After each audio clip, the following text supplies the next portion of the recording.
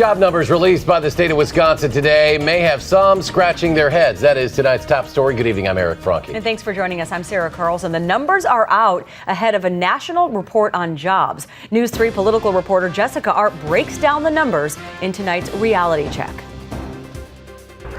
They're the most watched figures in Wisconsin, next to wins and losses in Titletown. And the governor announces the number of jobs in the state are up. The good news for us in the state of Wisconsin is in the month of June, we saw a net new job increase of 9,500 jobs. 9,500 jobs. This needs clarification. The Department of Workforce Development says the state has gained a net of 9,500 jobs from May to June, but the unemployment rate went up slightly from 7.4 to 7.6% in that same time. Wondering what's going on here? It's very confusing because they come from two different sources of data. The actual jobs numbers comes from a DWD and Bureau of Labor Statistics survey of employers asking how many people are on their payroll.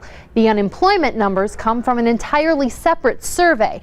The unemployment rate actually reflects the number of people who say they are currently looking for work. One of the paradoxes is that after a recession, as the jobs start to come back, more people that had gotten discouraged and quit looking for work start to look. So that makes the survey show a higher number of people looking for jobs and can make the unemployment rate bounce up, even if more people are getting jobs. UW political scientist Charles Franklin says one number need not negate the other, and that unemployment does not have to mean there were layoffs in the state.